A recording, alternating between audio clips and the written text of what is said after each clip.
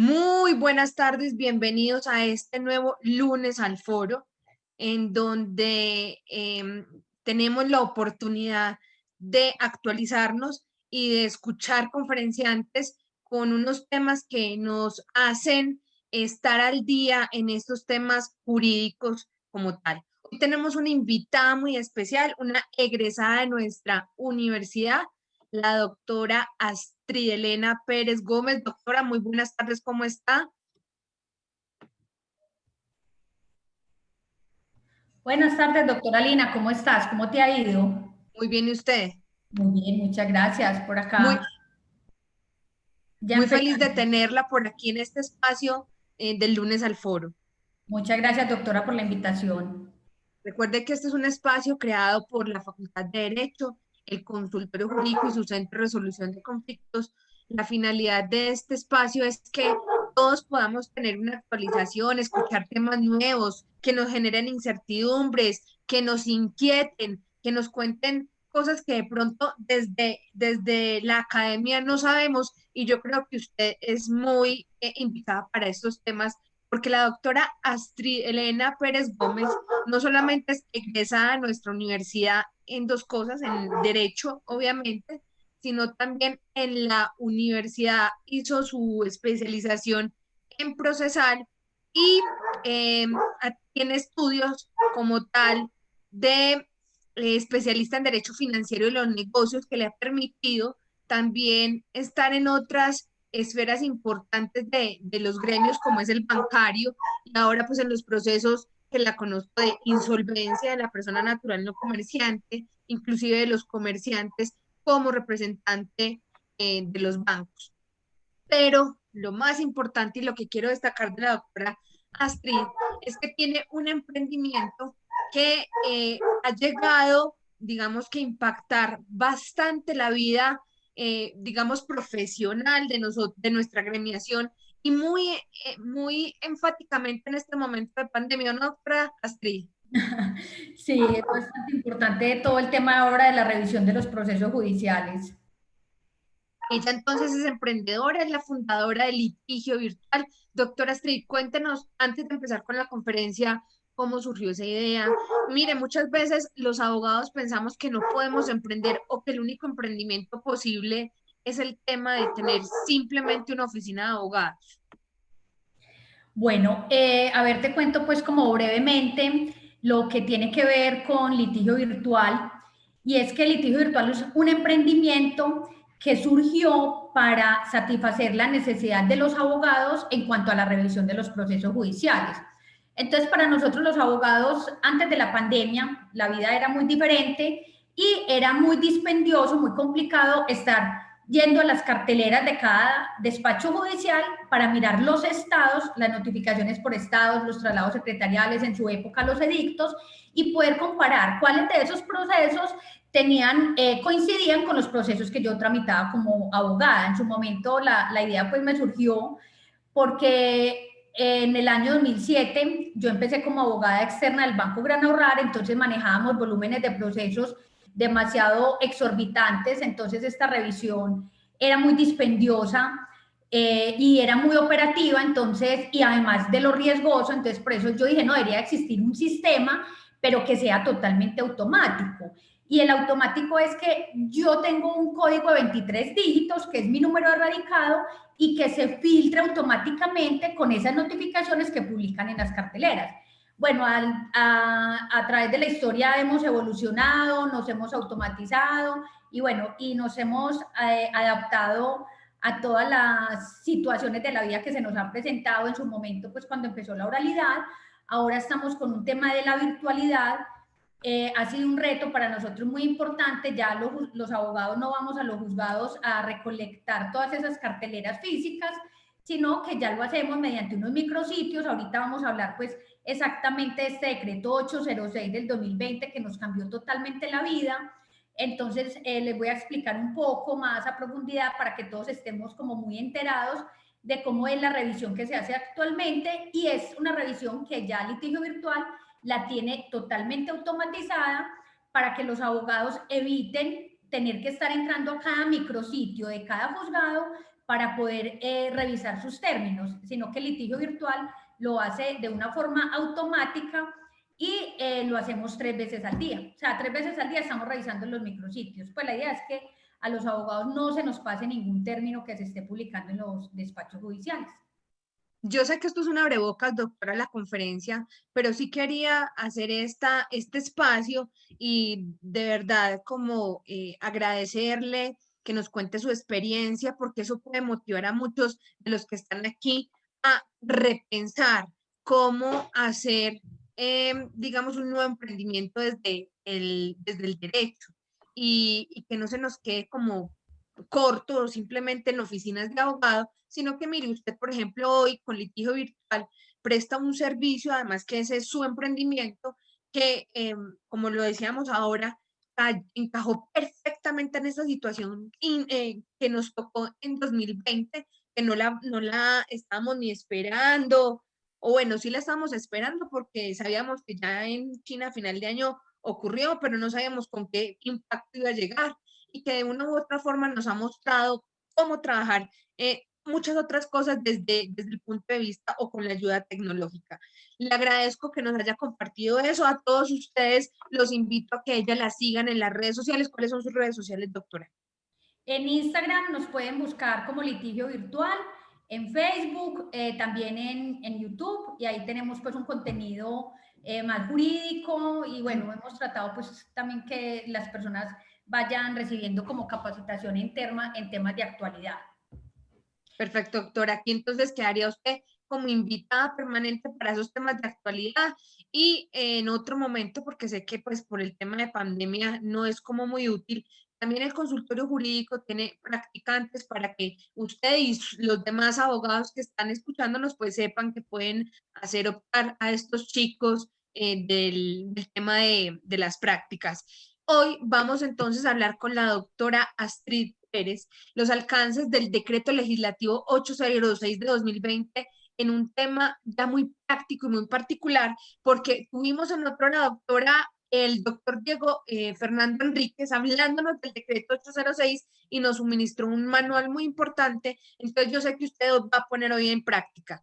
El micrófono es suyo, no sin antes recordarle a los participantes que por temas de seguridad pues el chat está habilitado para que ustedes hagan sus preguntas, las cuales se contestarán al final de la conferencia y que obviamente no podrán intervenir desde el micrófono. Doctora, sin más preámbulo y nuevamente agradeciéndole su espacio, su conocimiento, el habernos aceptado esta invitación y recordándole a todos que esto es un espacio de la Facultad de Derecho, Consultorio Jurídico y Centro de Resolución de Conflictos. Adelante, doctora Astrid.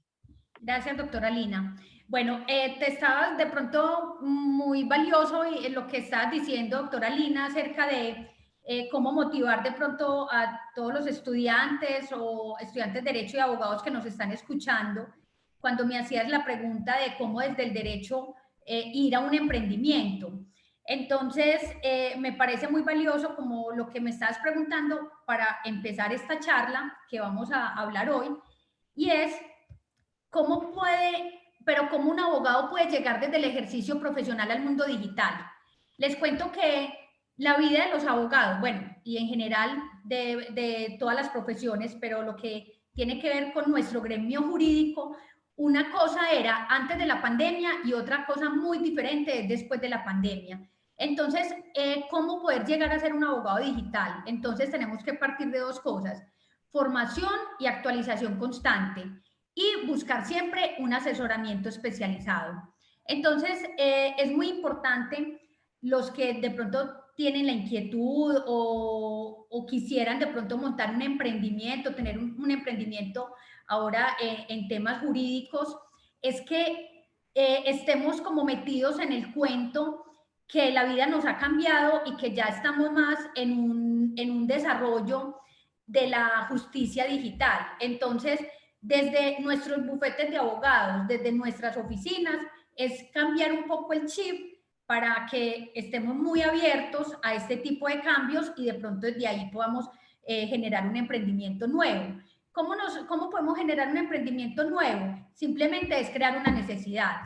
Entonces, nosotros tenemos en nuestras manos, y por eso me parece tan valiosa esta frase de este autor, y es que las firmas pueden aprovechar, las firmas pueden aprovechar la oportunidad que brinda la inteligencia artificial o quedarse paralizado por el miedo y la indecisión. Se tratará de última instancia una cuestión de elección y una función de nuestra voluntad de entrar en lo desconocido y comenzar a aprender. Esto es lo que nos está pasando ahora con todo el tema de la digitalización de la justicia. Entonces, para no echarles pues con mucha carreta acerca de esto, sí hago como ese llamado a que abramos un poco la mente, que veamos el decreto 806 más próximo a buscar soluciones jurídicas y no próximo a generar conflicto, porque ya hemos visto en varios conversatorios, hemos visto pues como en varios espacios académicos que lastimosamente estamos buscando como opciones para que sea más un conflicto, y esa no es la idea, no es que sea un conflicto, sino que la idea es que busquemos la solución, que el decreto 806 nos está planteando soluciones muy valiosas para el mundo del litigio. Es por ello que ese cambio de mentalidad no es solamente de nosotros los abogados litigantes, sino que el cambio de mentalidad lo ha traído el mismo Consejo Superior de la Judicatura con el acuerdo 11631 que se acabó de proferir el 22 de septiembre del 2020. Este acuerdo lo que está haciendo es adoptar un plan de transformación digital de la rama judicial. Entonces es algo paradójico porque, bueno, el decreto 806 tiene una vigencia de 2 años, pero esa vigencia de 2 años, muchos decimos, varios estamos sosteniendo que este cambio vino para quedarse. Entonces, de ahí la explicación de por qué toda esta transformación digital de la rama judicial se obtuvieron recursos y todo este plan de transformación digital está desde el año 2021 al 2025.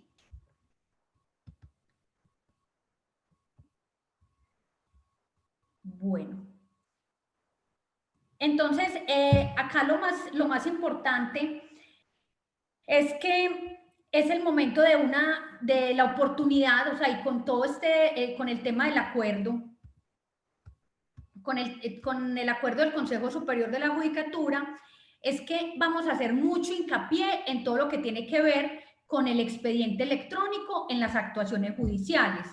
Entonces, esto va a ser un gran avance para todos los litigantes y un gran avance para la rama judicial. Igual, de hecho, así lo ha visto la rama judicial al reconocer que es una oportunidad para dinamizar la definición y el uso de las herramientas tecnológicas para que sea el expediente electrónico una realidad.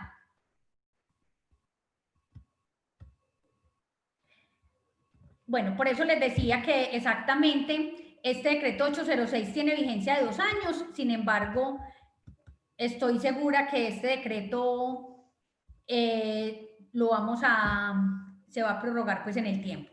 Y acá vamos a empezar entonces a abordar el decreto 806 y el decreto 806 vamos a ver exactamente con el deber ser y uso de las tecnologías. El segundo son reglas generales que son muy importantes, que nos cambió muchas reglas procesales para los litigantes para que no nos vayan a coger fuera de base y estemos muy pendientes de la forma como debemos de litigar y de pronto no vayamos a tener problemas en los procesos. Y la otra es que vamos a abordar, la Corte Constitucional acaba de declarar exequible este decreto 806, pero trajo 2 modificaciones que fueron demasiado importantes y la verdad es que siquiera las contempló la Corte, porque si no íbamos a estar abocados a muchos trámites de nulidades procesales. Doctora, usted me disculpa un momentico, por favor. Sí, claro. Lo que pasa es que están rayando la pantalla y realmente no entiendo pues cuál es el objeto de rayar las diapositivas. Entonces yo les pediría a todos, por favor, el compromiso y el respeto por la conferencia y por el material que ya tiene. Muchas gracias, doctora, y qué pena. Listo, doctora Lina. ¿Y de pronto se puede identificar quién, de qué cuenta o cómo se puede hacer ahí? Ya vamos a mirar a ver cómo organizamos eso. Bueno.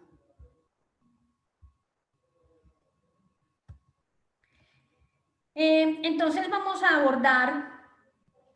abordar exactamente como esas grandes modificaciones del decreto 806 y lo que tiene que ver con nuestra vida procesal, que es realmente el proceso como tal. Entonces, ese artículo primero del decreto 806, primero, el objeto principal es implementar las TIC, agilizar el trámite, flexibilizar la atención a los usuarios y contribuir a reactivar la justicia. Este decreto definitivamente, cuando lo expidieron, tenía que entrar a regir inmediatamente. ¿Por qué? Porque la justicia la debíamos de levantar. O sea, teníamos que reactivar la justicia en Colombia. Ustedes saben que un país sin justicia, o sea, nos podríamos matar.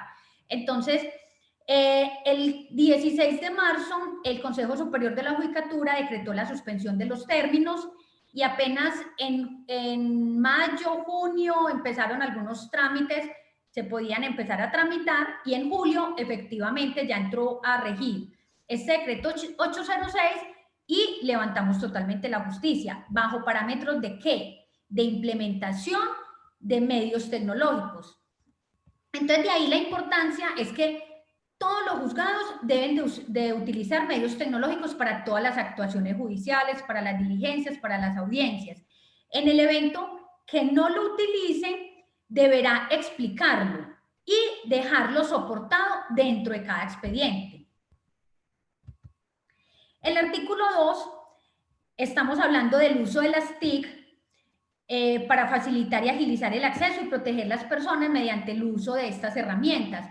¿Para qué? Para que los abogados ni los usuarios se desplacen hasta los despachos judiciales, hasta las sedes, teniendo en cuenta que mediante la virtualidad esos mismos trámites se pueden hacer exactamente. Entonces, evitamos, o sea, los juzgados deben de evitar las formalidades presenciales que no sean necesarias. Ya no se van a requerir más firmas manuscritas o presentaciones o medios físicos o autenticaciones. Ojo, es muy importante, este decreto 806 reivindica totalmente la buena fe. O sea, estamos en un decreto en el decreto 806 que nunca vamos a partir de la mala fe. Que es que se presta para hacer situaciones ilícitas, situaciones indebidas. Siempre vamos a presumir la buena fe, perdón. Y en el evento de que se ocurra alguna irregularidad o algo ilícito, estaremos ¿en dónde? En la esfera del derecho penal. Tenemos el artículo tercero. Bueno, me olvidaba decir que, ojo, que el artículo 2 también trajo 2 parágrafos que son de vital importancia para nosotros los procesalistas. Y es que mediante el uso de las tecnologías y todo lo que estamos viviendo en el mundo de la virtualidad, los operadores jurídicos siempre deben pensar que todos los actos jurídicos se deben de ejecutar respetando el derecho fundamental a publicidad, el debido proceso, a la contradicción y al debido proceso. Entonces, nunca podemos brincarnos o en un juzgado o los abogados litigantes, nunca podemos hacer cortapisa a alguna actuación judicial que vaya en contravía de estos derechos fundamentales. Por eso es tan importante que siempre pensemos que este decreto 806 tiene que estar en armonía con el mismo Código General del Proceso, con la Constitución y con todo el ordenamiento jurídico.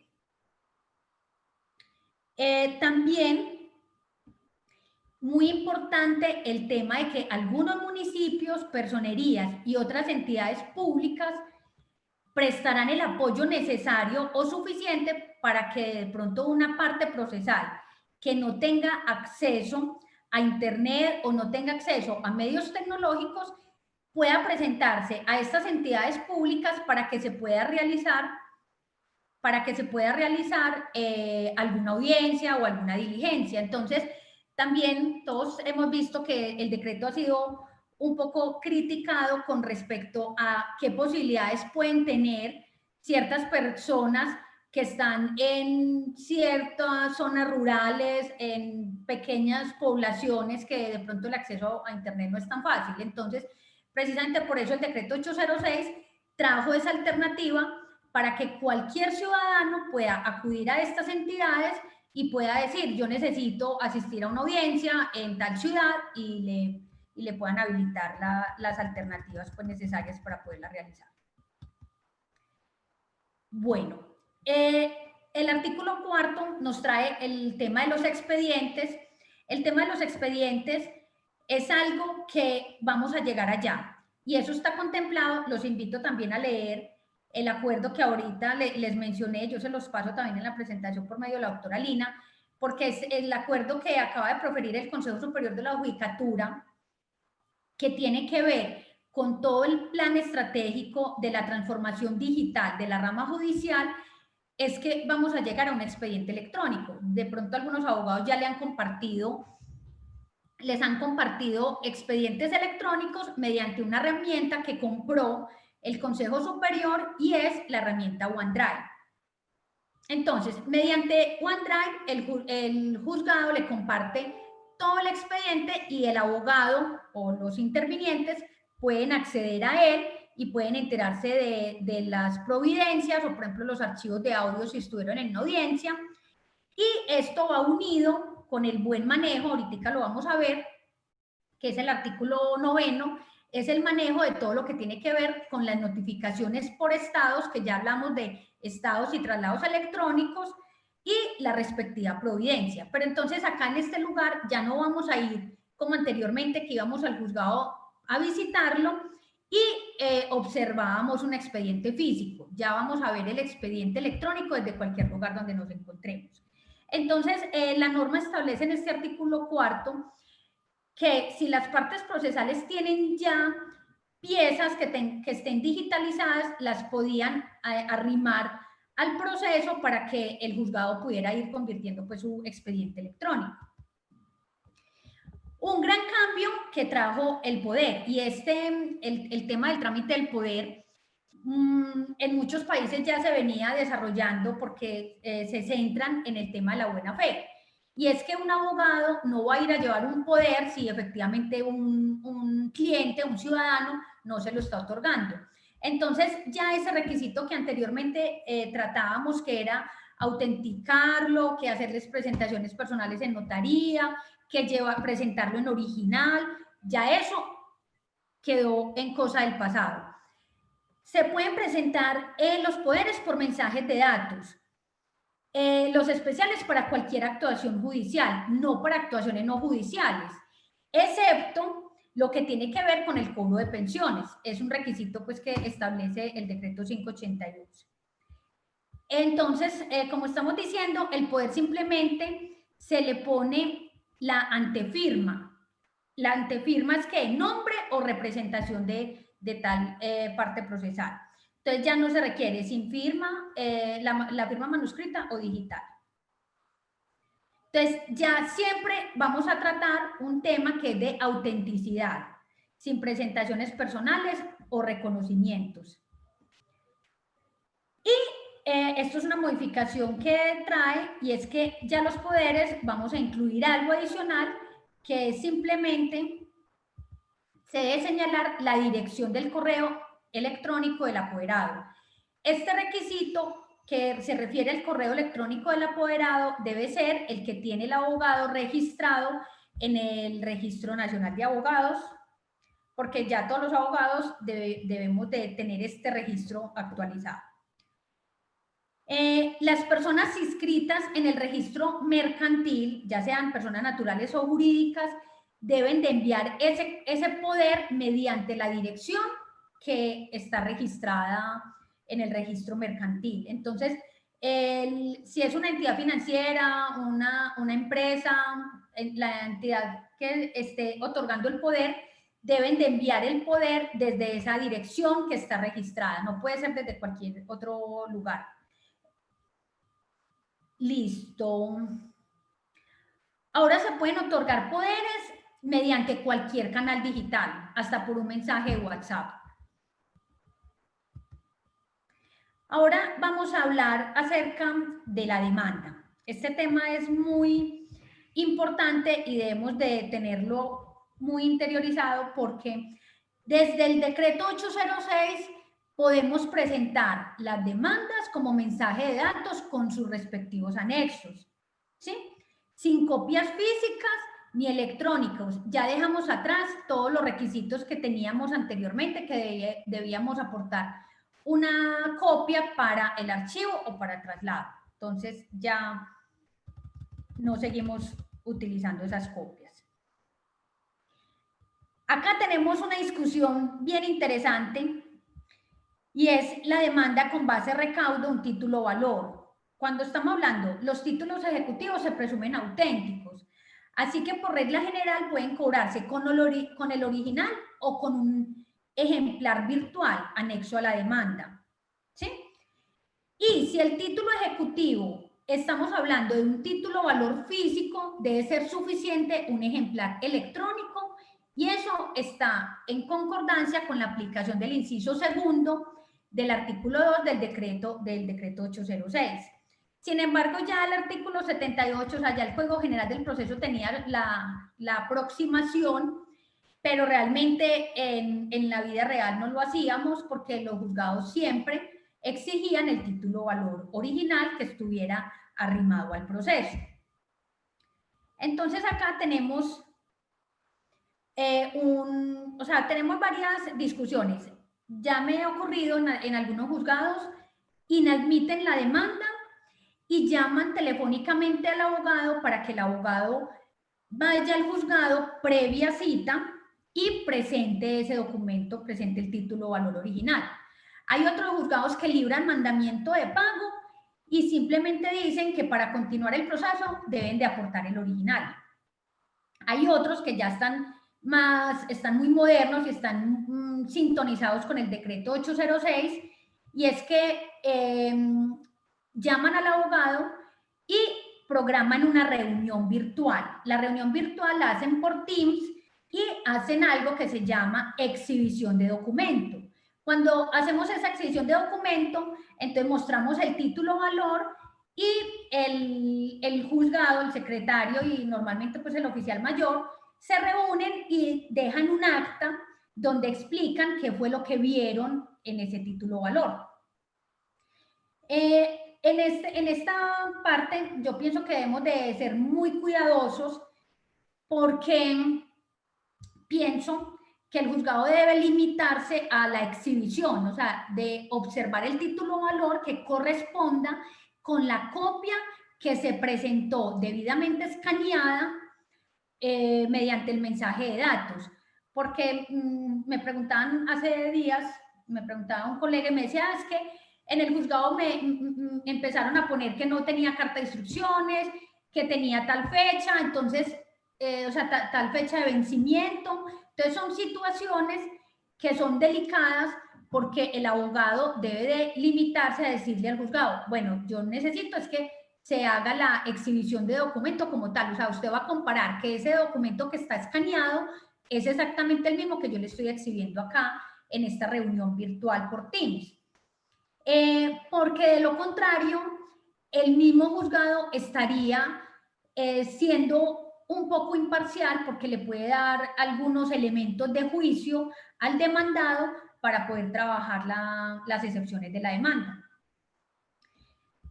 Sin embargo, bueno, ya tenemos un pronunciamiento muy importante y es muy claro, que es del Tribunal Superior de Bogotá, de la Sala Civil, es del doctor Marco Antonio. Los invito a que leamos de pronto este pronunciamiento. Y en sí, la conclusión del doctor Marco Antonio, y la comparto totalmente con él, y es que el título valor antes de la pandemia lo debía salvaguardar el juzgado, pero después de la pandemia, el apoderado de la parte demandante es el llamado a salvaguardar ese título valor.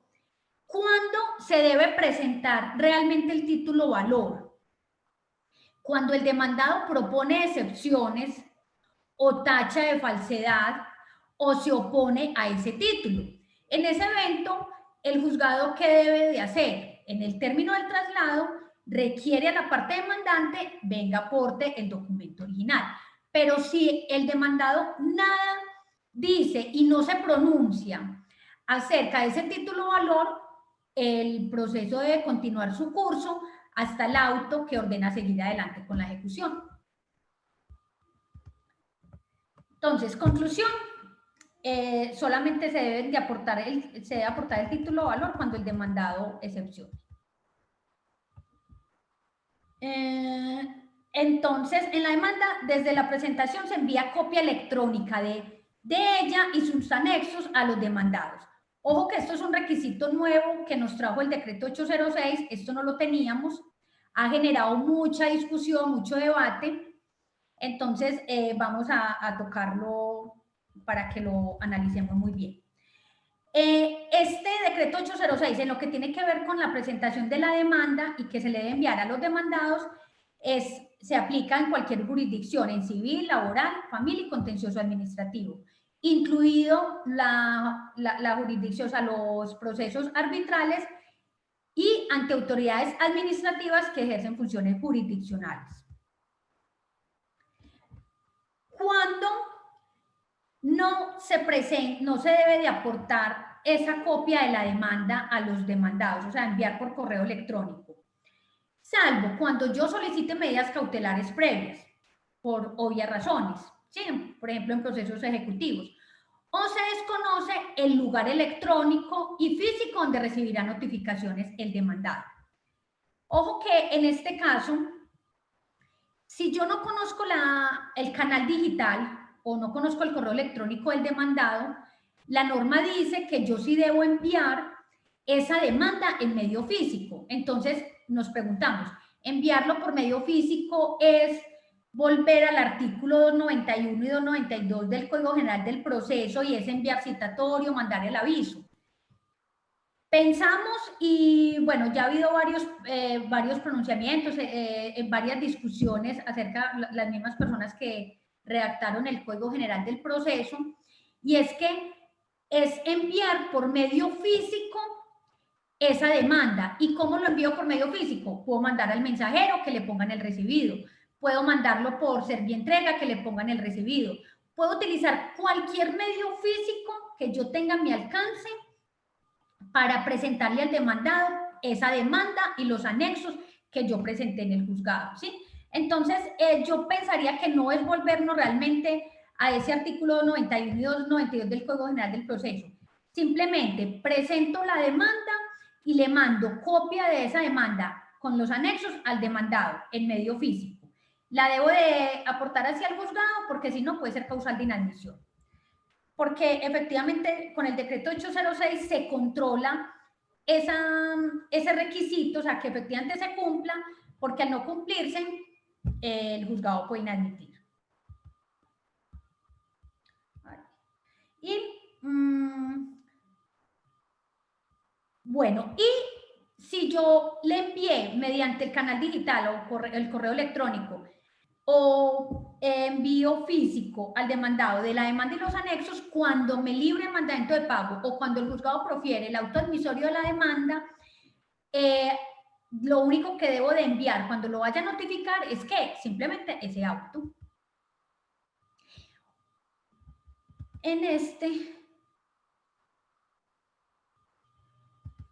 Bueno, en la Corte, la Corte se acaba de pronunciar. La Corte se acaba de pronunciar y declaró exequible este artículo,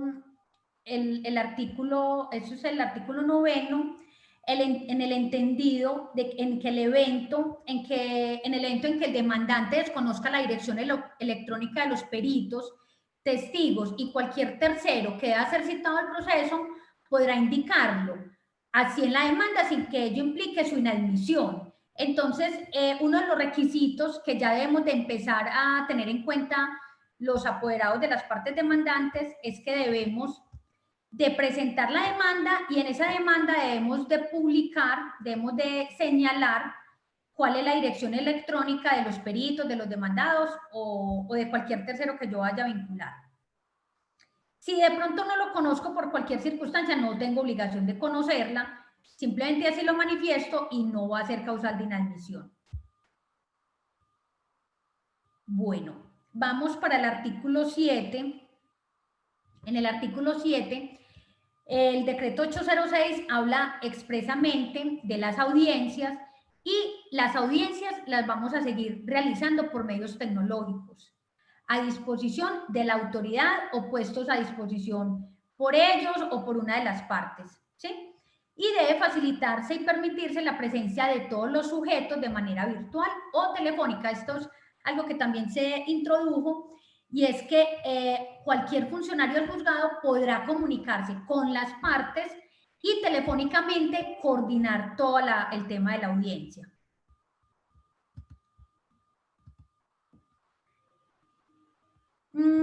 Anteriormente, o sea, en el Código General del Proceso había una autorización, o sea, el titular del despacho debía autorizar a algún funcionario para que se pudiera realizar las audiencias virtuales. Entonces ya acá exactamente en el decreto 806 se dejó claro, antes la generalidad es que sea en medios virtuales. Entonces ya quedó totalmente derogado esa autorización que anteriormente se debía de realizar. Y cuando las audiencias tienen que ver con corporaciones, debe presidir el ponente y asistir la mayoría de los magistrados de la sala.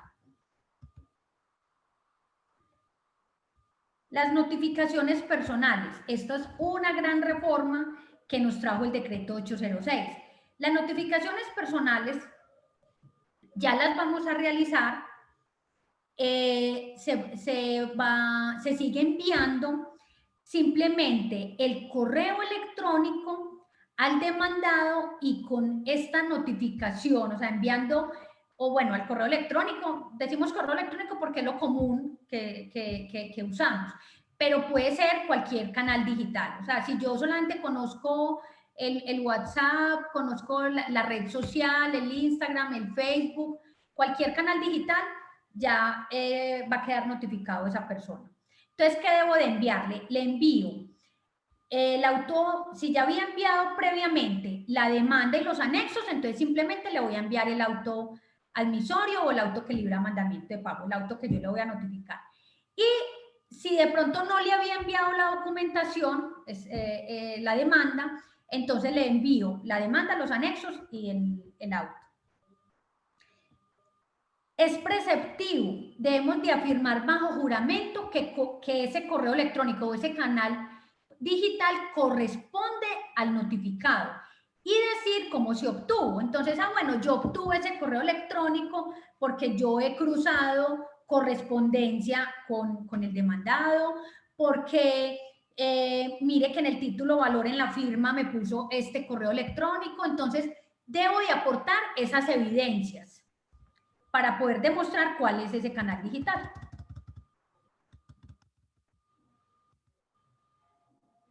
Bueno, entonces es muy importante que tengamos esto en cuenta, porque como lo contempló inicialmente, porque ya vamos a hablar el pronunciamiento de la Corte Constitucional, porque declaró exequible este artículo, pero fue una exequibilidad condicionada.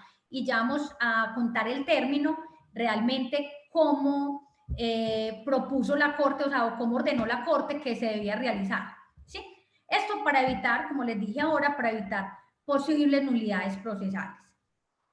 Entonces, la notificación se entenderá realizada pasados 2 días hábiles al envío y los términos corren a partir del día siguiente de la notificación. Entonces, acá tenemos el ejemplo.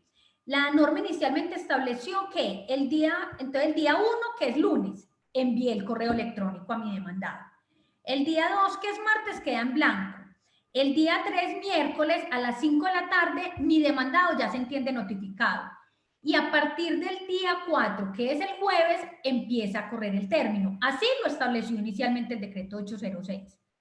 Entonces, ¿qué se pronunció la Corte Constitucional el 25 de septiembre? Es una modificación muy sustancial, y es que cuando una parte acredite haber enviado un escrito el cual deba correrse traslado a los demás sujetos procesales, en el entendido de que el término de 2 días allí dispuesto empezará a contarse cuando el iniciador recepcione acuse de recibo o se pueda por otro medio constatar el acceso del destinatario al mensaje de datos, ¿sí?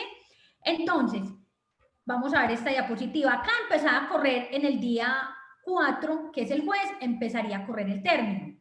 Pero si ese demandado abrió el correo el viernes, que es el día 5, o el sábado, que es el día 6, después de que yo envié este correo electrónico, entonces ya el término lo empezaré a correr desde el momento en que ese demandado abrió ese correo electrónico o desde el momento en que ese demandado me mandó a mí un correo y me confirmó, sí, correo recibido. Ustedes saben que eso, yo creo que entre 1000 casos podrá ocurrir 1 o 2, pero el demandado, o sea, es muy difícil que el demandado vaya a confirmar su correo electrónico de que ya le llegó la demanda.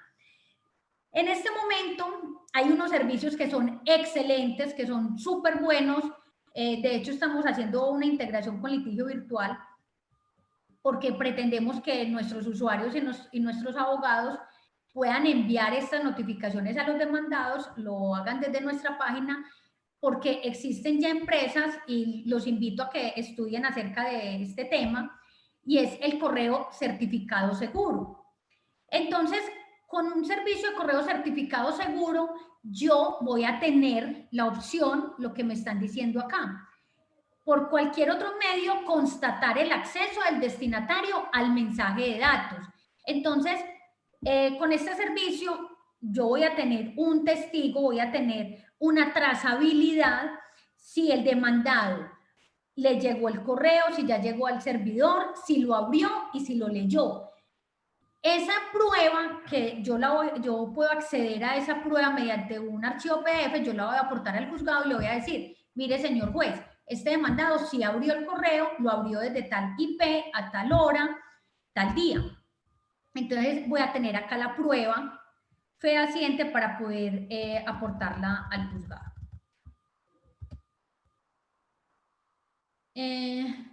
Por eso, desde el mismo decreto 806, se habló y dijo que se podrán implementar sistemas de confirmación de recibo. Realmente no es un requisito obligatorio que esté diciendo el decreto 806 que deba, o sea, que se tenga que utilizar ese sistema de confirmación, pero es demasiado importante para nosotros los abogados y para los apoderados de las partes demandantes poder demostrarle al juzgado que efectivamente ese demandado sí abrió ese correo electrónico. Y la única forma de hacerlo es utilizando el servicio de correo certificado seguro. Y ojo, porque es que el decreto 806, luego, después de establecernos todo el procedimiento ya de la notificación personal al demandado, nos abre una puerta gigante, o sea, eso es una puerta grandísima para que el demandado, cuando se entere que ya hubo sentencia, que ya el proceso está avanzado, de pronto que ya vamos para una diligencia de remate o que ya tenemos una sentencia debidamente ejecutoriada, va a venir el demandado y va a decir, bajo la grada de juramento, que él nunca se enteró de dicha providencia. Entonces, con la sola manifestación que haga el demandado, que bajo la grada de juramento, él nunca se enteró de esa decisión, ¿qué va a pasar? Nos tumbó el proceso. Entonces, ahí un llamado a que todos los abogados actuemos de pronto con un poco de diligencia, y por eso es que es tan importante como estudiar a profundidad todos estos decretos y todas estas reformas que estamos viviendo para que no nos cojan fuera de base dentro de un proceso. Porque eso sí, la verdad es muy triste que ya tengamos un proceso bien avanzado con una sentencia y vemos por ahí un auto súper lindo que va a decir ordene la nulidad de todo lo actuado desde el auto admisorio o desde el auto que libra mandamiento de pago. Bueno. Entonces, esta parte de las notificaciones personales a los demandados se aplican las notificaciones que aún no se estén surtiendo. Es decir, a las que aún no se están produciendo alguna acción u efecto para el demandado. Entonces, si yo ya empecé a notificar el demandado con la norma anterior, tengo que continuar con esa norma, ¿sí? Si yo presenté la demanda y ya voy a pasar a la etapa procesal siguiente, que es la notificación al demandado, empiezo toda la etapa desde ahí con como lo ordena el decreto 806.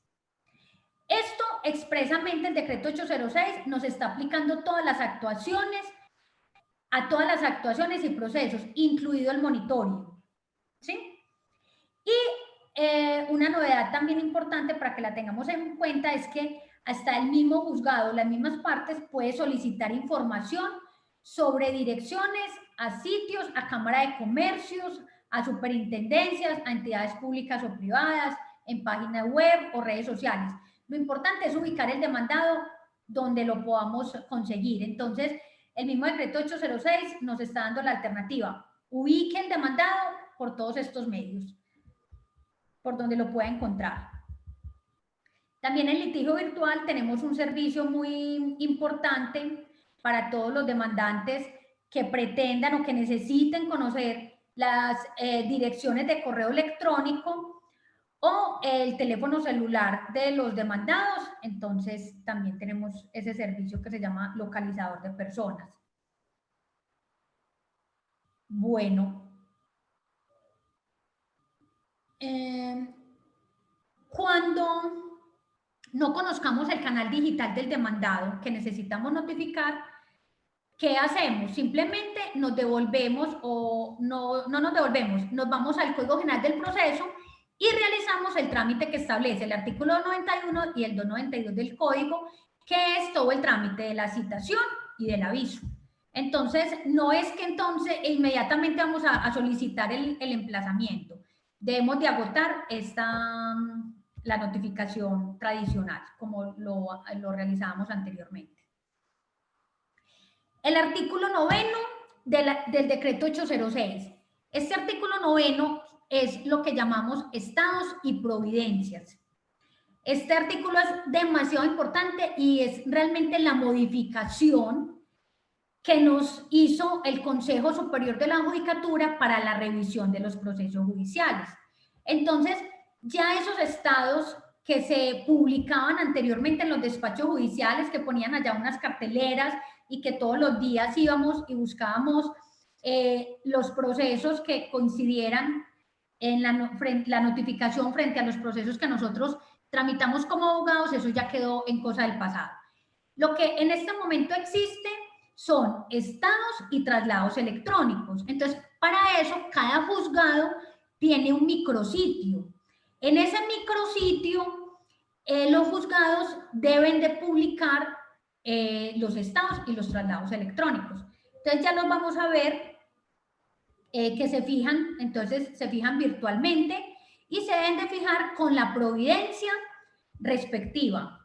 Entonces ya no se imprimen, ya no se firman, ya no se ponen constancias. Eso es cosa que quedó en el pasado. Bueno, al menos inicialmente por 2 años. Continuaremos luego de estos 2 años, esperaremos a ver si se va a prorrogar. Entonces, ¿cuándo no se publican las providencias? El juzgado publica el estado electrónico o el traslado y no publica la providencia cuando estamos hablando de medidas cautelares, cuando se mencionen menores o cuando la autoridad disponga que existe una reserva legal. ¿Sí? Lo mismo ocurre, o sea, este mismo trámite de los estados es el mismo trámite cuando se debe dar un traslado y ese traslado no se hace en audiencia. Entonces, el juzgado lo que hace es que publica ese traslado en el micrositio o publica el estado.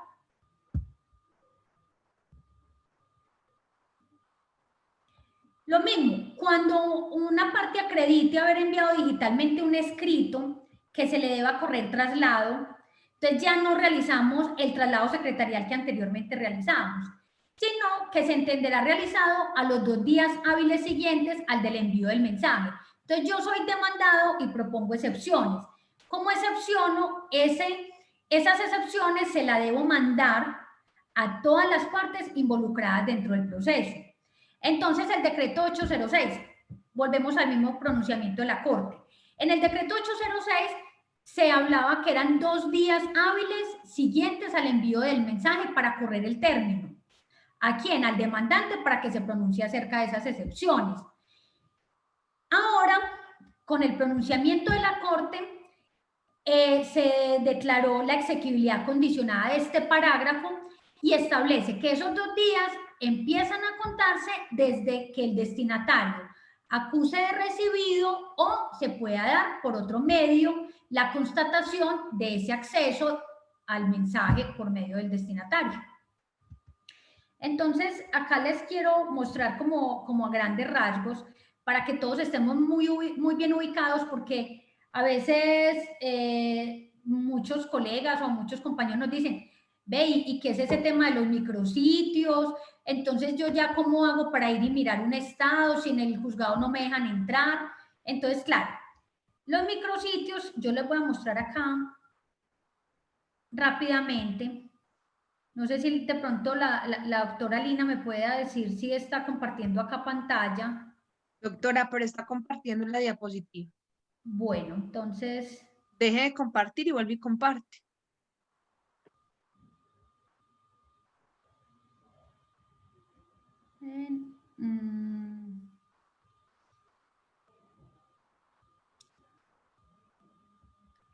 Espera un minutico.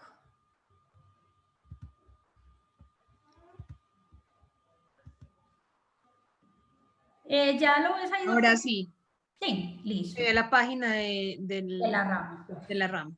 Exacto. Entonces, les voy a mostrar acá, en la página de la rama, brevemente qué son los micrositios. Entonces, en los micrositios tenemos que ingresar a cada despacho judicial. Entonces, acá ingresamos, por ejemplo, al Tribunal Administrativo y seleccionamos Antioquia. Entonces, debemos de dar todos estos pasos para poder ingresar.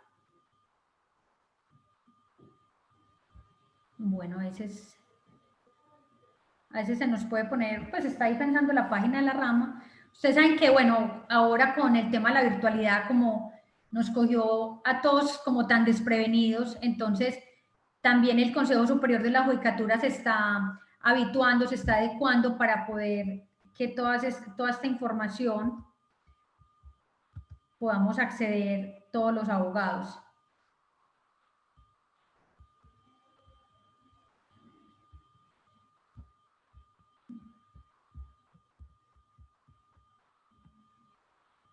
Listo, entonces acá ingresamos y debemos buscar, por acá hay un link que dice estados electrónicos. Entonces ingresamos a los estados electrónicos y seleccionamos el año 2020.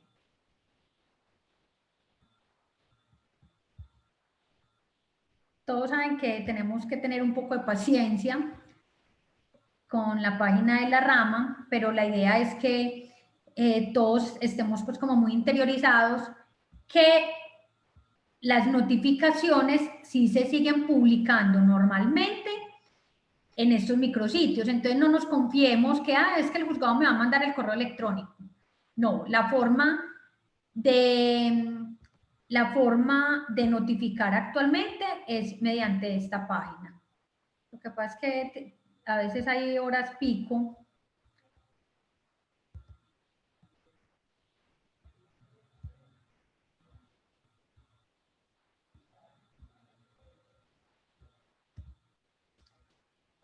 Tampoco.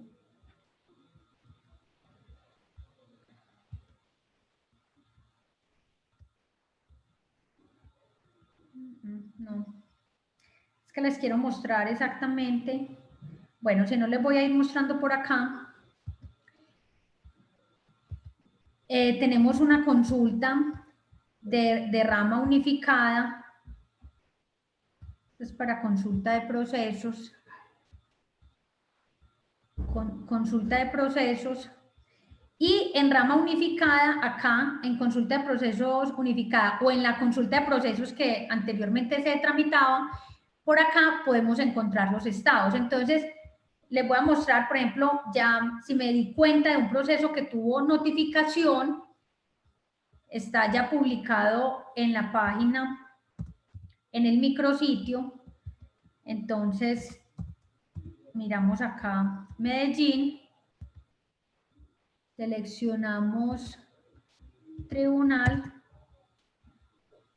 y debemos de consultar, o sea, si ya me di cuenta que el proceso tuvo una notificación, entonces ya al identificarlo me vengo para acá para consulta de procesos y le doy clic para descargar. Entonces acá debemos de encontrar el auto.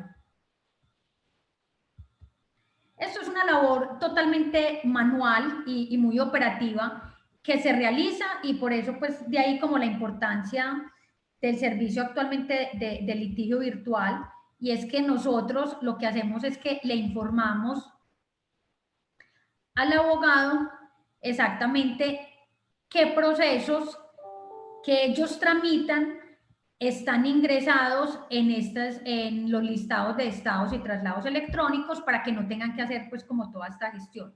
Entonces acá, no sé doctora Lina si estás viendo acá como un PDF. No, doctora, la pantalla está en blanco. Ah, ya. ¿Están viendo acá la página de la rama? Sí, señora. Listo, entonces acá en la página de la rama simplemente yo le doy descargar y ahí me descargan el PDF. Lo que pasa es que me lo lleva a un archivo de Word y en el de Word yo debo de ir y buscar, pues darle clic al PDF. Vamos a ver si ya por acá nos abrió el tema de los micrositios.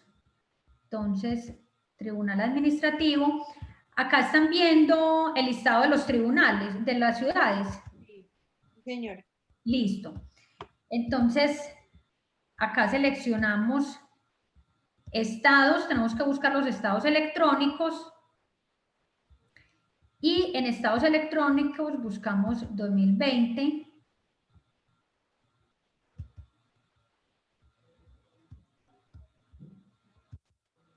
Bueno, si no, me va a tocar hacerlo con otro, vamos a mirar, hagamos la prueba, que tengo de pronto el tribunal administrativo muy congestionado.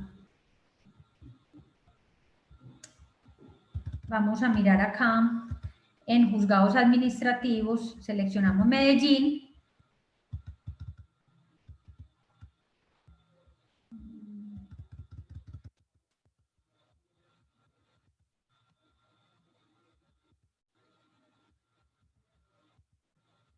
Bueno, entonces acá seleccionamos,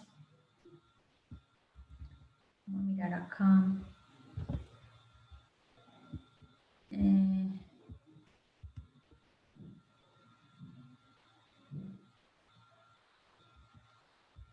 La idea es que primero debemos de identificar cuáles de nuestros procesos están publicados en estados electrónicos. Una vez identifiquemos que el proceso está notificado en estado electrónico, ya debo de ir y buscar en consulta de rama unificada o en consulta de procesos anterior, o sea, la rama antigua, ingresar y buscar cuál es la respectiva providencia. Bueno, no, definitivamente no les voy a poder mostrar el micrositio, pero entonces ya saben que por esta opción,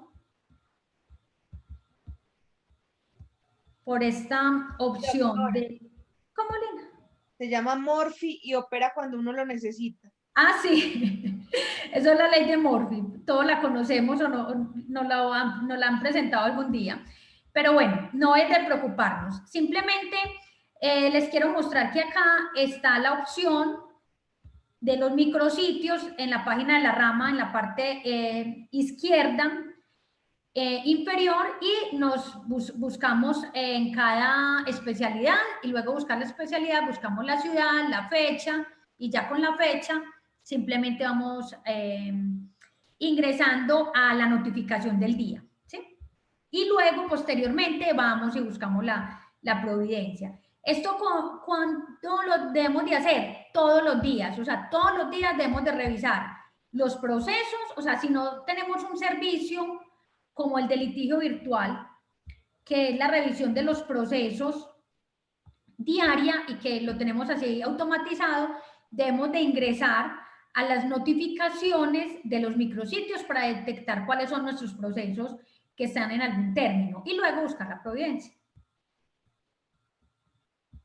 Bueno, ya volvimos, de pronto me dices la doctora Lina si de pronto ya tenemos otra de la presentación. No, señora, estamos en secciones, mapa territorial. Listo, entonces vamos a compartir acá. Ahí Listo. sí. Exacto, entonces acabamos de ver que la Corte Constitucional declaró exequible el decreto 806, pero entonces está fue condicionado los artículos que tienen que ver con los 2 días de la notificación, o sea, desde qué momento empieza a correr esos 2 días. Entonces, no desde el momento en que yo envíe el correo electrónico, es desde los 2 días, desde el momento en que el demandado confirmó el recibido o si yo tengo una prueba, una trazabilidad de ese correo donde se demuestra que ese demandado leyó el correo electrónico. ¿Sí? Yo creo que con eso nos vamos a quitar también muchos dolores de cabeza, porque yo sé que los demandados iban a llegar a los procesos a decir, no, es que a mí no me notificaron, o no, es que a mí nunca me llegó, o es que me mandaron el correo a un correo electrónico que yo no reviso. ¿Sí? Bueno, entonces acá tenemos, si de pronto el juez se da cuenta, si el juez percibe que una de las partes no envió el memorial al que le deben de dar traslado a las otras partes procesales. Entonces, el juzgado, ¿qué debe de hacer? Tiene 2 caminos. Si sigamos con el ejemplo que teníamos, si el demandado propone excepciones, debe demandar ese memorial a la parte demandante. Si no lo envía, entonces tiene 2 caminos. El juez requiere el demandado para que envíe el memorial. O el otro camino es que el mismo juzgado le reenvíe ese documento de las excepciones que propuso el demandado, se lo envíe a la parte demandante. Entonces, ¿desde cuándo empieza a correr el término? Porque ya no vamos a volvernos al Código General del Proceso, al artículo 110, que es el del traslado secretarial. Entonces, debemos de seguir por la misma línea de la virtualidad. Entonces, en ese evento empezamos a contar los 2 días después de que el demandante ya recibió el correo electrónico con las excepciones. Listo. Emplazamientos. Un asunto muy importante y es que ya no vamos a realizar los emplazamientos como lo hacíamos anteriormente, que era con una publicación en la prensa, en un diario de amplia circulación. Simplemente se va a ir ese documento donde emplazamos al demandado al Registro Nacional de Emplazados. Simplemente el juzgado lo remite allí y allí ya va a quedar la información ingresada. Tenemos en el artículo 11 una modificación que, bueno, esto tenemos que hacer, hay que hacer muchos ajustes en la vida real y en la vida práctica, y es porque los juzgados mandan esos oficios, por ejemplo, a una autoridad. ¿Cuál puede ser? La Secretaría de Transporte y Tránsito, oficinas de instrumentos públicos, cámaras de comercio, donde contiene, por ejemplo, un oficio de embargo, un oficio de desembargo. Entonces, si el juzgado envía ese correo, con el solo envío que lo están viendo el juzgado, ya se está presumiendo la autenticidad. ¿Sí? Entonces, es muy importante que esto nos va a agilizar mucho la vida, porque a futuro ya todos los oficios se van a tramitar de esta manera. Lo que pasa, me ocurrió en la semana pasada, y es que la Oficina de Instrumentos Públicos devuelve el correo al juzgado diciendo, listo, acá tengo el oficio, pero deben de pagar. Entonces, ahí es donde todos estos ajustes los debemos de ir realizando, porque es que estamos en mundo tecnológico donde ya todas las transacciones las hacemos por internet.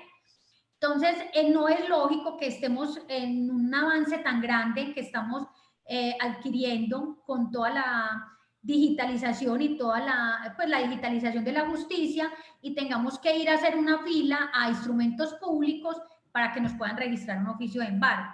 Entonces, ya luego cada oficina de instrumentos públicos destinará una cuenta por medio de PSE para que hagamos estas transferencias y todo, pero bueno, en este momento estamos trabajando un poco manual y como ajustándonos un poco a todo este mundo de la virtualidad, pero la idea es que el juzgado pueda enviar directamente al correo electrónico de la entidad y se pueda tomar nota de todos estos oficios, ya sea un oficio de embargo o un oficio de desembargo, o sea, cualquier comunicado que deba realizar el juzgado.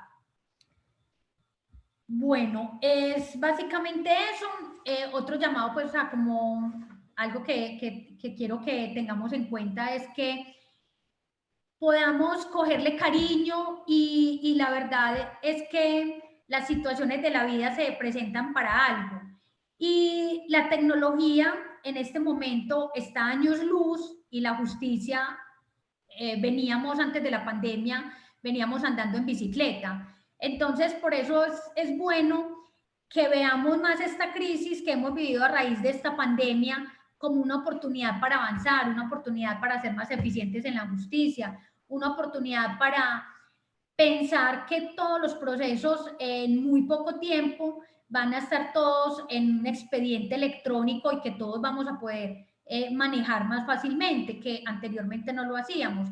Ustedes saben que a veces uno iba a un juzgado y se demoraba una cantidad de tiempo para proferir cualquier auto de sustanciación o cuánto se demoraban para resolver las dificultades de los ciudadanos. Entonces veamos el tema de la virtualidad como una forma de avanzar en la eficiencia de la justicia, en que podamos ser más eficaces. Entonces, bueno, es básicamente como un llamado, doctora Lina, y todos los colegas, compañeros, estudiantes de Derecho que nos están escuchando, para que no veamos esto tan realmente como tan catastrófico y tan horrible, sino que por el contrario, sea una oportunidad realmente para mejorar y para que avancemos en la tecnología y que podamos sistematizar y realmente poder tener una justicia más digital en Colombia. Doctora, no, pues nos deja usted con muchas inquietudes, con muchas ganas de conocer eh, con profundidad litigio virtual y saber qué servicios tenemos. Mientras tanto, le voy a hacer unas preguntas de nuestros participantes. Dice, doctora, si el demandado me confirma a la apoderada de la parte demandante el recibido del correo electrónico con la demanda, pero vía telefónica, ¿se entendería notificada? Es un asunto netamente probatorio. O sea, yo cómo voy a demostrarle al juzgado es que me llamó. No, entonces, si me llama telefónicamente y me dice, es que yo sí lo recibí. Entonces, sugerencia, decirle, venga, me hace el favor, o sea, me manda un correo electrónico con la confirmación. Si definitivamente no se puede, o sea, si el demandado no le manda ese correo confirmatorio, es utilizar el servicio de correo certificado seguro. Es la única forma, porque telefónicamente, ¿usted cómo le va a decir al juzgado, señor juez? Es que el demandado sí me llamó y me dijo que sí lo había recibido.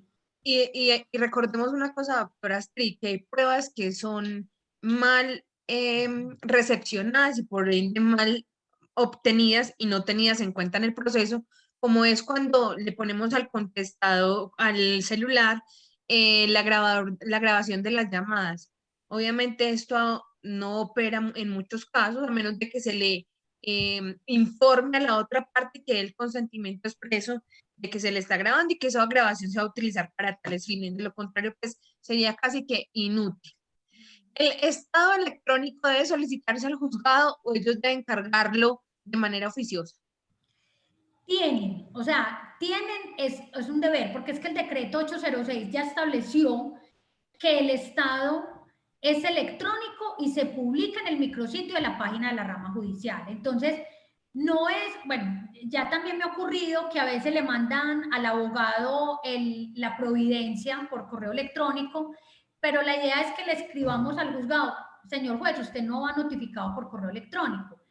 Sucede lo contrario. Estos días me ocurría exactamente que sale el estado electrónico, auto, traslado, dictamen pericial. Resulta que no está ni el auto ni el dictamen, entonces ¿desde cuándo voy a empezar a correr el término para yo pronunciarme sobre ese dictamen pericial? O sea, no lo puedo contar desde el Estado. ¿Por qué? Porque en el Estado yo como parte no tuve acceso a ese dictamen pericial, ni siquiera al auto.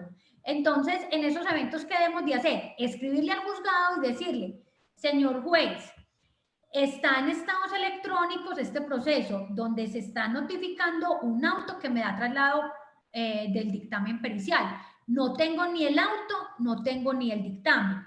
Empieza a correr el término desde el momento en que me lo envían. ¿Sí? Listo, mi doctora. Doctora, ¿cómo solicitarle a los sitios o entidades, los que menciona el decreto 806, para que sirvan remitir los canales electrónicos de notificación del demandado? ¿Bajo qué argumento se debe solicitar esta información? Bueno, se puede hacer bajo un derecho de petición. De hecho, ya lo traía el Código General del Proceso.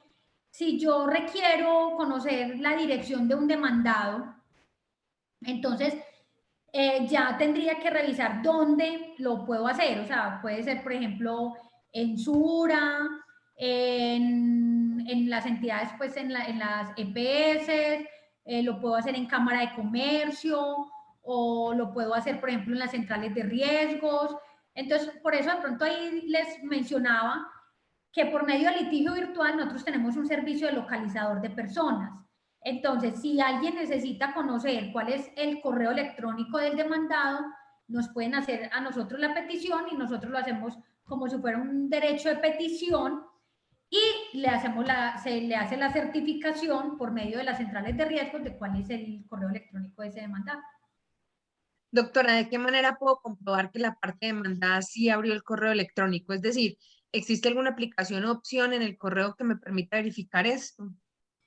La única opción, o sea, hay una forma muy rudimentaria, pero yo sé que ya muchos abogados también la han implementado, y es que desde mi correo electrónico yo le pongo la opción de confirmación, pero realmente no es una prueba suficiente para un proceso judicial.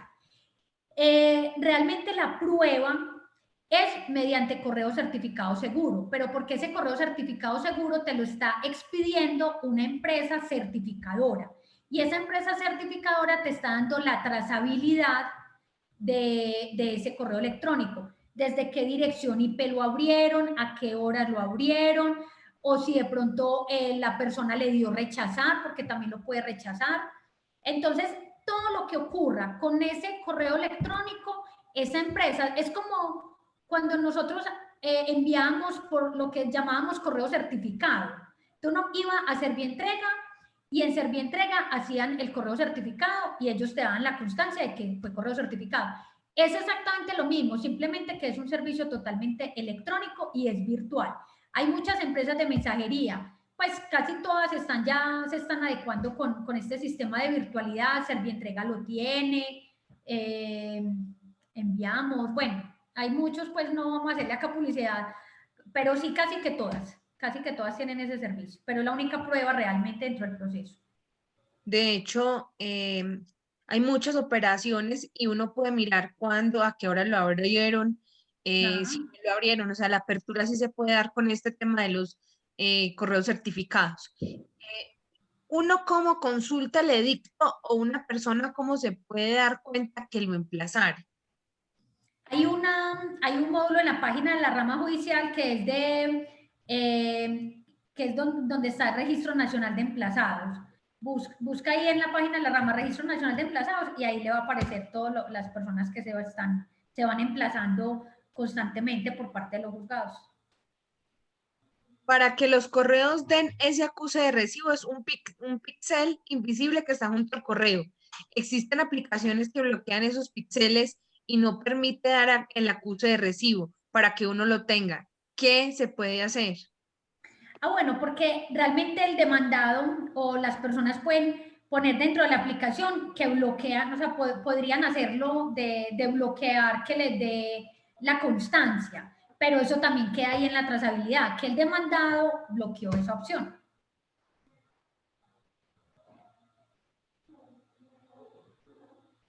Mi doctora Astrid, ve, hay varias preguntas que nos dicen en conclusión, pues lo siguiente. ¿Qué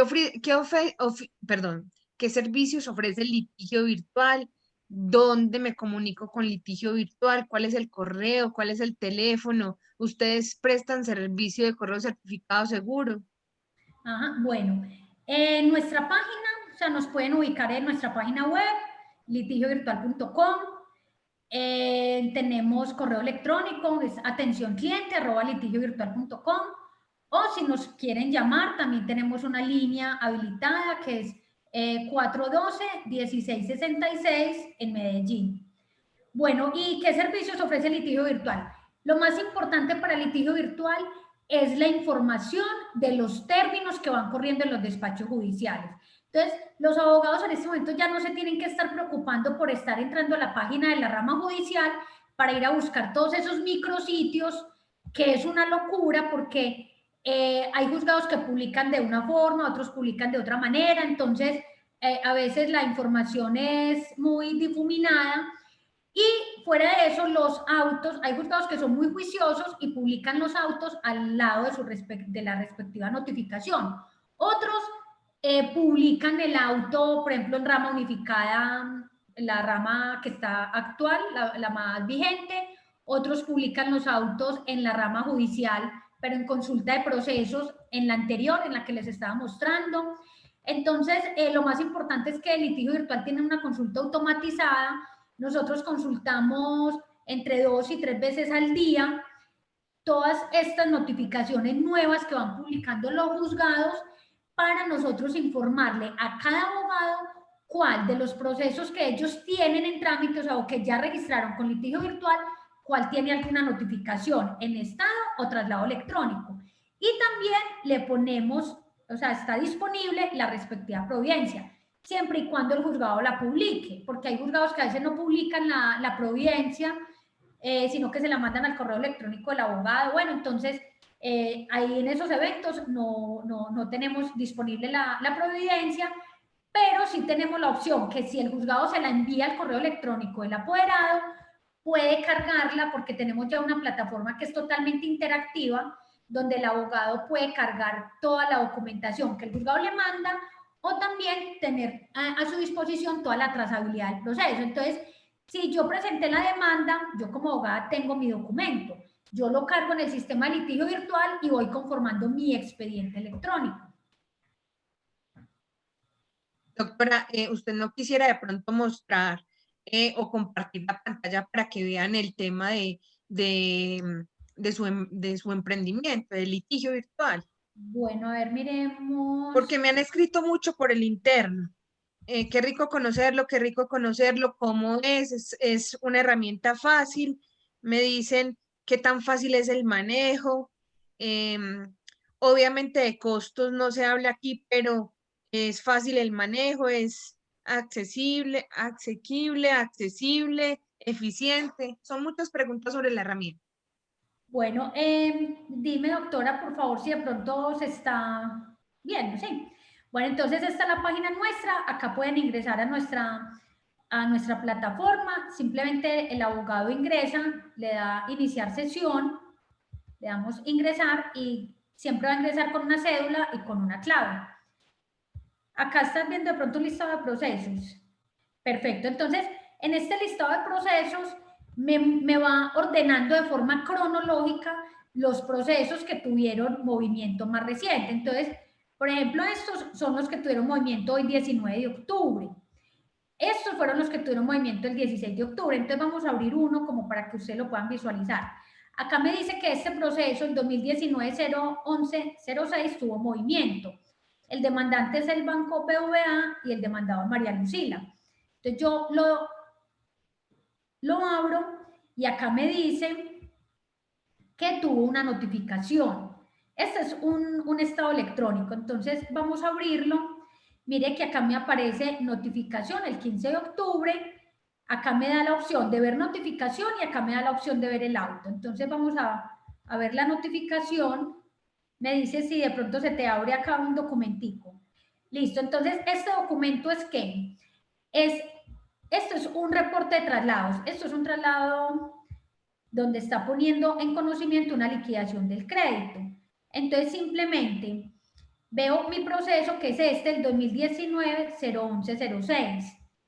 Y acá me está diciendo que tengo traslado de la liquidación del crédito. Lo cierro e ingreso acá al módulo al ladito donde dice ver auto, y acá voy a ver lo que me están poniendo en conocimiento, que es un traslado de una liquidación del crédito, ¿sí? Y así me va mostrando todo el histórico del proceso. Entonces nosotros tenemos una ventaja, y es que tenemos integrado toda la información de la página de la rama judicial. Por ejemplo, acá me dice autoboca conocimiento. Entonces, esta información es la información que yo encuentro en consulta de procesos. Y como no tiene un auto, entonces simplemente es una constancia que otro juzgado conoció, otro juzgado está conociendo el proceso. Acá en este, vamos a mirar este que me dice que tuvo una notificación física. Entonces, primero, o sea, siempre ver notificación. Bueno, esto es un requerido por el usuario. Vamos a mirar. Por ejemplo, acá en este dice liquidación del crédito. Entonces, yo lo abro y me aparece el memorial donde yo aporté la liquidación. Sí, esto es lo que me estaban poniendo ahorita en traslado. O sea, yo lo presenté y lo ponen en traslado de las partes procesales. Entonces, lo que les quería mostrar, y muy válida la doctora Lina como la pregunta, y es que litigio virtual lo que hace es que extraemos diariamente toda esa información que están en esos micrositios y se la ordenamos acá al abogado sin tener que estar mirando proceso por proceso, sino que el sistema le saca la alerta: mire, este proceso tuvo movimiento y esto es lo más reciente. Entonces, miremos, por ejemplo, este que también es de un estado electrónico, me dice autoprueba liquidación. Entonces, está el estado, es este primero, María Lucila, que me dice autoordena seguir adelante con la ejecución. Y acá me aparece ya la sentencia completa. ¿Sí? Acá está todo el documento que me están poniendo, que me están dando a conocer.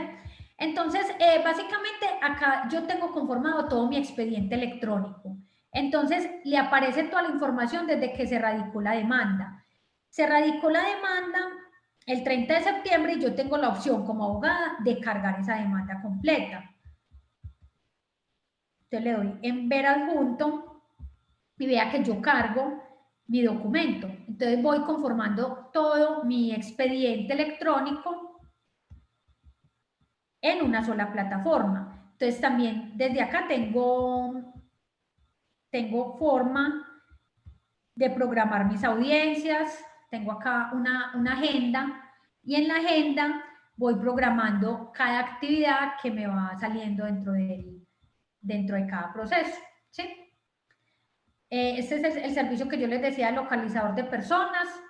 Y bueno, es como básicamente la información que nosotros manejamos. La verdad es que la información es muy completa, porque es una forma muy eficiente de poder controlar los procesos judiciales, y es una forma muy eficiente de yo poder enterarme de toda la información que van publicando en la página de la rama judicial, para no tener riesgo de que se me vaya a vencer un término. Doctora, ¿me podría hacer el favor de colocarla en la página principal? Acá está listado los procesos. No, al inicio, antes de ingresar como en el usuario.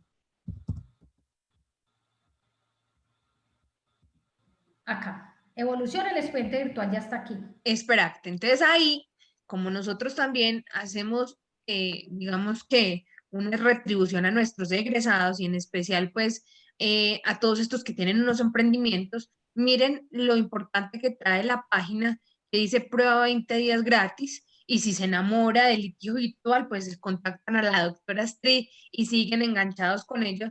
Mire que es una experiencia buena, es un momento de actualizar y de mantenerse con todos los expedientes al día. Obviamente aquí tenemos muchos estudiantes, pero muchos estudiantes que también conocen muchos abogados, y qué bueno que podamos en este momento empezar a fortalecer nuestra comunidad, pues a todo nuestro colegaje, para que hagamos no solamente uso de todos estos emprendimientos que nos son útiles, que son, inclusive ya son necesarios, sino también para que nos apoyemos. Doctora Astrid, encantada de haberla escuchado, encantada de conocer su emprendimiento, de poder, por medio de este lunes al foro, que usted nos participe de todo esto del decreto 806, pero también ver cómo una abogada hace un emprendimiento que hoy, en el 2020, creemos que son importantes resaltar. Entonces, muchísimas gracias por su espacio, por su dedicación, por mostrarnos su proyecto y por haberlo ejecutado y ponerlos